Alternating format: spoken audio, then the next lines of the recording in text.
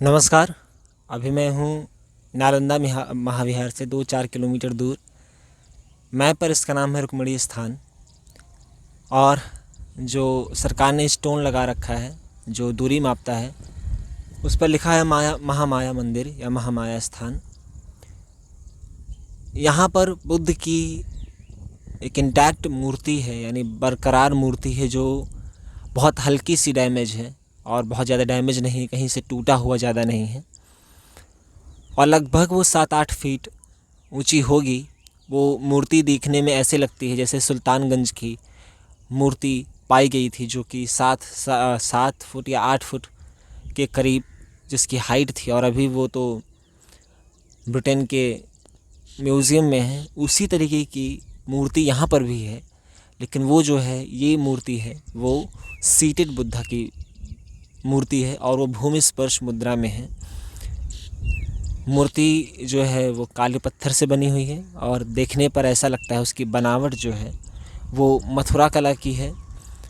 और बनावट हो सकता है वो प्रथम सदी से 8वीं सदी के बीच हो सकता है, क्योंकि काले पत्थर का उपयोग गुप्त काल में बहुत ज़्यादा हुआ। और ये नालंदा ज़िले के आसपास की जितनी भी एंशियंट मूर्तियाँ पाई गई हैं, जो बुद्ध की पाई गई हैं, वो अधिकतर गुप्त वंश की पाई गई हैं। और हम लोग ऐसा क्यों कहते हैं? क्योंकि मौर्य काल में बुद्ध की प्रतिमाओं का प्रचलन नहीं था, बुद्ध को मूर्ति बनाकर दर्शाया नहीं जाता था।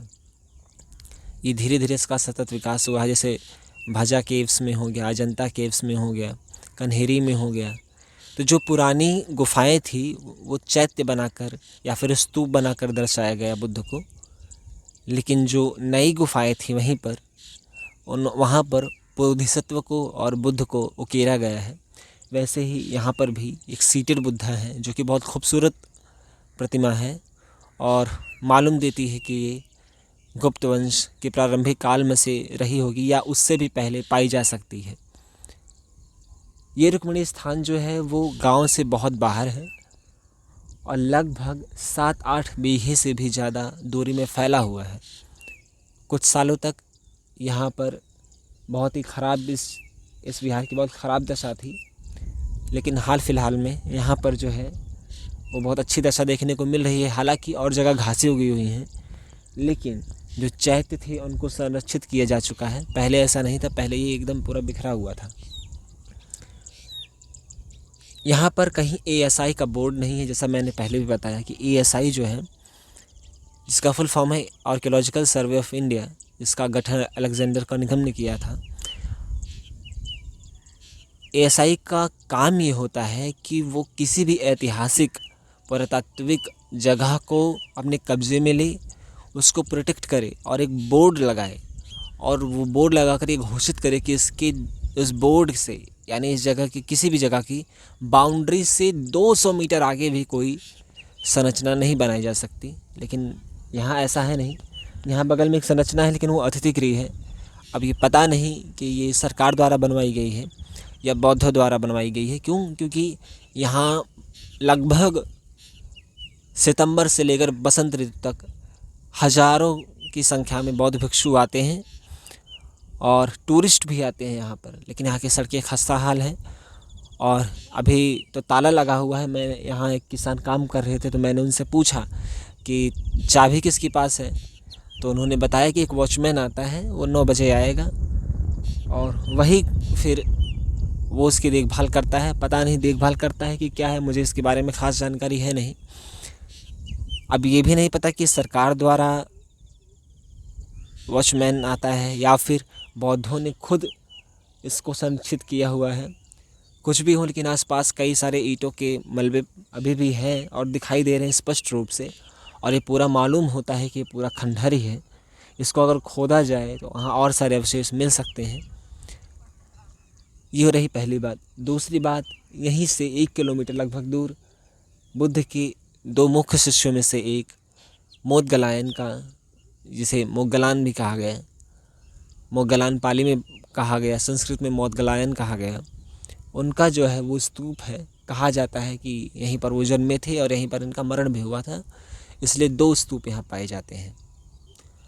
और बहुत ही बढ़िया जगह है ये, कोई बुराई नहीं है, लेकिन थोड़ा छाँव रहता है। कुछ सालों तक यहाँ पर नीम का पेड़ था, लेकिन जैसा कि देखने में आ रहा है कि वो सूख गया है और उसको काट भी दिया गया है। सरकार को ये चाहिए कि इस जगह की खुदाई कराई जाए और इसको संरक्षित किया जाए और इसको एक टूरिस्ट जगह की तरह इसको डेवलप किया जाए। सड़कों का बुरा हाल ना हो, क्योंकि बारिश का महीना है, बहुत ही रमणीय स्थान है, लेकिन सरकार इस पर ध्यान नहीं दे रही है। खैर, सरकार तो किसी भी चीज़ पर कहीं की भी हो, अक्सर वो ध्यान नहीं देती है। जो भी पुरातात्विक जगह होते हैं या फिर साहित्यिक हो गए या फिर ऐतिहासिक जगह होती हैं, उन पर वो ध्यान खासा देते नहीं हैं, वो अलग बात है। लेकिन उनको देना चाहिए, क्योंकि भारत की पहचान इन्हीं छोटी छोटी जगहों से है।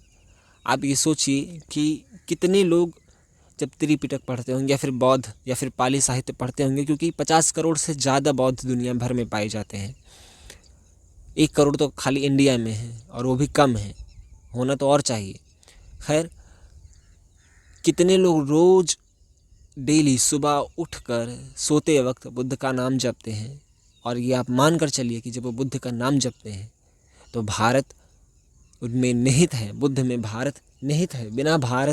बिना बुद्ध के भारत की संकल्पना की ही नहीं जा सकती। तो आप ज़रा ये सोचिए कि आप खुद ऐसी जगह जाए जहाँ आपसे इतना लगाव हो, आपका धार्मिक लगाव हो या फिर साहित्यिक लगाव हो, और जब वहाँ जाए आप वहाँ खंडहर देखें तो आपके दिल पर क्या बीतेगी। तो जहाँ तक मुझे लगता है कि बौद्धों का भी यही हाल होता होगा।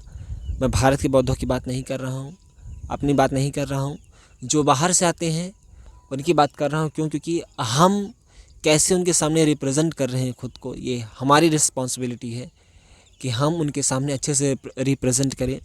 सड़कों का बुरा हाल है, कनेक्टिविटी बहुत ख़राब है, और हमें चाहिए कि इसको संरक्षित करना चाहिए।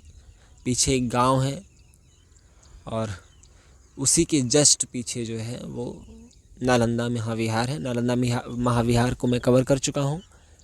अब यहाँ से जो है मोदगलायन का या फिर मोगलान का स्तूप देखकर मखड़ा होते हुए उदंतपुरी महाविहार चला जाऊँगा, जो कि बिहार शरीफ में है, जो यहाँ से 12 से 15 किलोमीटर है। उदंतपुरी से सीधा मैं तेलहारा जाऊँगा। चूँकि मेरा अब किसी एजेंसी की वजह से मुझे जो है इसको लगभग 1 हफ्ते में ही पूरी जर्नी को कवर करना होगा। जैसा भी है, बिहार खूबसूरत है, और इतना घूम घूम कर मुझे पता चला कि बिहार को वास्तव में बिहार क्यों कहा जाता है।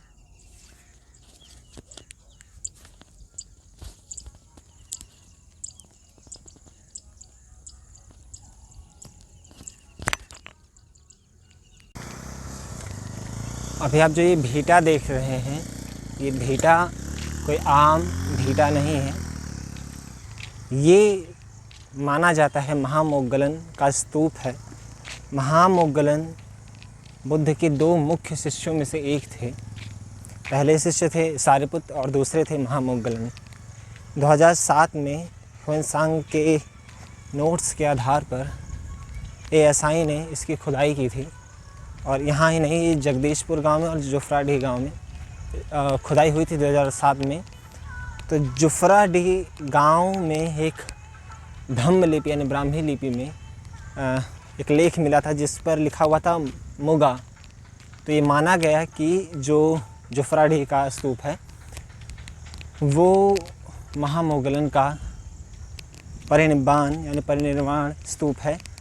लेकिन जगदीशपुर गांव से कुछ रेलिक्स मिले थे उनको, ASI को, और इसलिए ये माना जाता है कि जगदीशपुर का ये जो गांव का स्तूप है ये महामोगलन का परिनिर्वाण स्तूप है। हालांकि लापरवाही ये देखिए कि ASI ने इसकी खुदाई की लेकिन इसको संरक्षित नहीं किया, और ये ईंट के छोटे छोटे टुकड़े देखे जा सकते हैं, और ऐसे ही टुकड़े सेम मिलते हैं हमें नालंदा महाविहार में।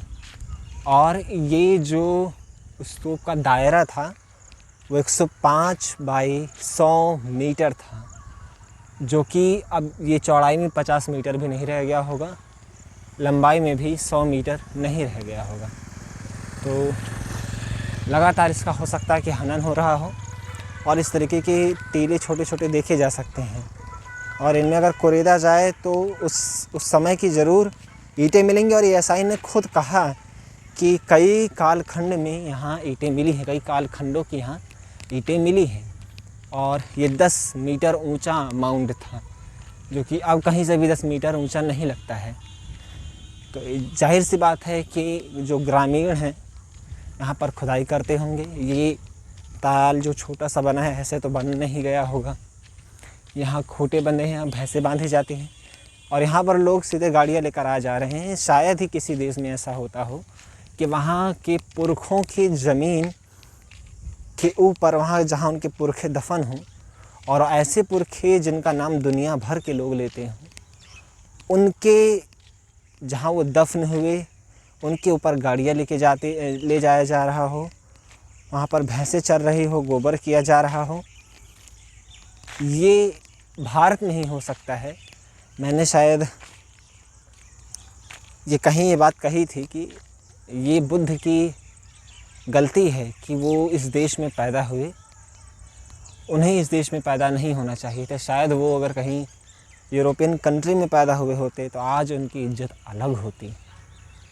लेकिन यहाँ खुद भारत के लोगों ने ठुकरा दिया है बुद्ध को और इनसे जुड़ी स्थलों को। ये बिहार का गौरव हो सकता है।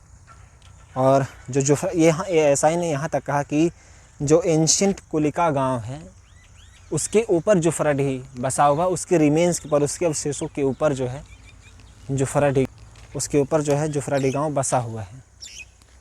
तो कुल मिलाकर यही बात हताश हमेशा से मुझे करती आई है। जहाँ जितना भी मैं घूम रहा हूँ, कई सारी जो एंशिएंट साइट्स हैं वो नेग्लेक्टेड हैं बाय गवर्नमेंट, बाय लोकल्स। और लोकल्स को खुद जानकारी नहीं है कि अभी मैं यहाँ से किसी से पूछूं कि महामोगलन कौन थे तो शायद ही उनको जानकारी हो। और कुछ आप वहाँ देखेंगे, वहाँ तक तो खेत भी बना लिया गया है।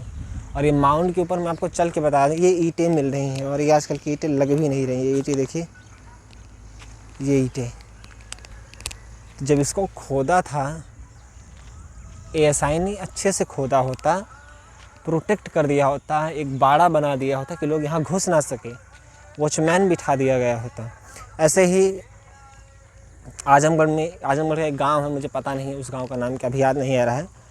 वहाँ राजा जयचंद्र, जिन्हें गद्दार कहा जाता है हिस्ट्री में, लेकिन वो थे नहीं, कन्नौज के राजा जयचंद्र की दादी कुमार देवी का स्तंभ और शिलालेख मिला हुआ है।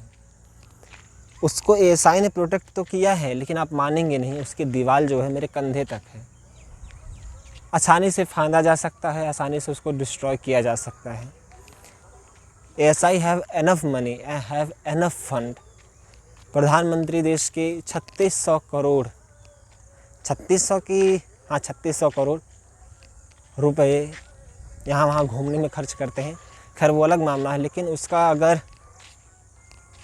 10वां हिस्सा भी दे दें तो बहुत इनका जीर्णोद्धार हो जाएगा इन साइट्स का।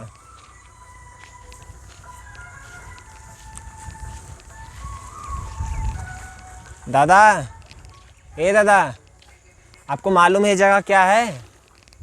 है राजा की। अच्छा, कौन से राजा थे? राजा मोहम्मदन थे। मोहम्मदन थे। हाँ। अच्छा। था इसी पर मकान। आपको मालूम है ये उससे भी पुरानी जगह है? हाँ। ये बुद्ध के ज़माने की जगह है। हाँ। एक बार खुदाई हुआ था यहाँ। हाँ, ना 2007 के करीब। हमारी याद में तो नहीं हुआ। जुफराडीह यहाँ से कितना दूर होगा? जुआफर। हाँ, जुफराडीह। जुआफर जी है यही बगल में। अच्छा, जुआफरडीह। जुआफर जी में वो काम हुआ। अच्छा। हाँ, बौगुल हॉल है। अच्छा। और ये कर दी। तो यहाँ के लोगों को पता है कि यहाँ एक मुस्लिम राजा का गढ़ हुआ करता था। वहाँ मिर्ज़ा बिगाह लिखा भी था। हो सकता रहा हो, इसमें कोई अतिशयोक्ति नहीं है कि एक के ऊपर बनाए जाते हैं, लेकिन एएसआई को चाहिए। यहाँ खुदाई हुई थी, एएसआई के गैजेट में भी है चीज़, मैं ऐसे नहीं बोल रहा हूँ, आई हैव प्रूफ। और देखिए आप लोग कैसे यहाँ चरा रहे हैं, भैंस बांध रहे हैं। इसको प्रोटेक्ट करने की ज़रूरत है, लेकिन सरकार अपना 100वां हिस्सा भी इस पर ध्यान नहीं दे रही है। खैर अब तो बिहार में इलेक्शन है, वो और भी नहीं देंगे। बिहार सरकार से उम्मीद की भी नहीं जा सकती है। और जो सरकार चली आ रही है, चाहे वो कांग्रेस की हो चाहे भाजपा की, वैसे भी उन्होंने इस चीज़ का ख्याल किया नहीं है। इसको प्रोटेक्ट करके पर्यटन केंद्र बना देना चाहिए था। क्या दादा मालूम है आपको ये जगह क्या है? अरे जा हाँ, कौची है आपको मालूम है कौन सी जगह है? ई सब 10 घर में मच्छी है कुंजड़ा अरे ये जहाँ गाढ़ है हाँ किस गाढ़ में गड़ता है कुछ कुंजड़ का अच्छा अच्छा मुर्दा मुर्दा जलाते हैं यहाँ? गड़ देता है अच्छा उसको गड़े के नीचे है तो गड़ देता है ऊपर सब गड़ दिया।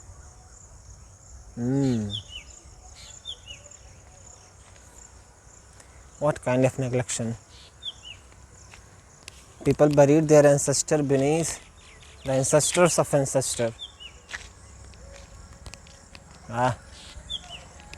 इंडिया में ऐसा हो सकता है कि पुरखों के ऊपर पुरखों की ज़मीन ला दी जा रही है। बहुत दुख होता है ऐसी जो जगहें आने पर बहुत दुख होता है कि क्या था भारत और क्या हो चुका है, और ऐसे में हम विश्व गुरु बनेंगे।